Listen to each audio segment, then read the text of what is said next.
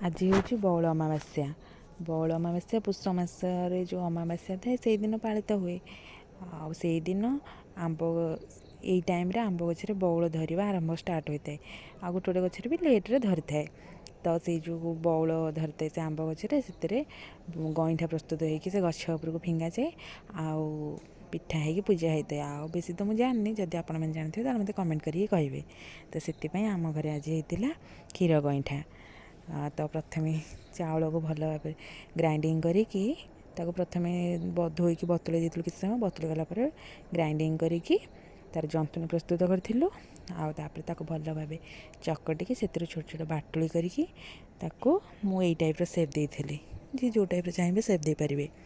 तापर चूल्हे क्षीर को भल भाव फुटा छाड़ देकी जो क्षीर भल भाव फुटीगला गोटे गोटे कर सब पकई देती। प्रस्तुत हो जाता आमर क्षीर गईठा। ଏବେ ଆମର ପ୍ରସ୍ତୁତ ହୋଇଗଲା କ୍ଷୀର ଗଇଁଠା। ଦେଖନ୍ତୁ ତାର ଲୁକ୍ଟା କେତେ ବଢ଼ିଆ ଅଛି, ପୁରା କ୍ରିମି ଟାଇପ୍ର। ଏତେ ବି ରାବିଡ଼ ଟାଇପ୍ର କ୍ଷୀର ବନେଇ ନଥିଲି, ପୁରା କ୍ରିମି ଟାଇପ୍ର ବନେଇଥିଲି।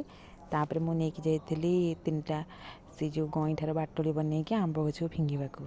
ପ୍ରଥମେ ଏଇ ଗଛକୁ ଫିଙ୍ଗିଥିଲି, ଯାହା ସେଇଟା ସେ ଗଛରେ ଲାଖିକି ହିଁ ରହିଗଲା। ମୋତେ ବହୁତ ଖୁସି ଲାଗିଲା। ସେଇଟା ତଳକୁ ନ ଆସି ସେ ଗଛରେ ଲାଖିକି ରହିଗଲା। ତାପରେ ଆଉ 2ଟା ଗଛକୁ ଆସିକି ଫିଙ୍ଗିଲି, କିନ୍ତୁ ସେ ତଳକୁ ଆସିଲା ହାରି।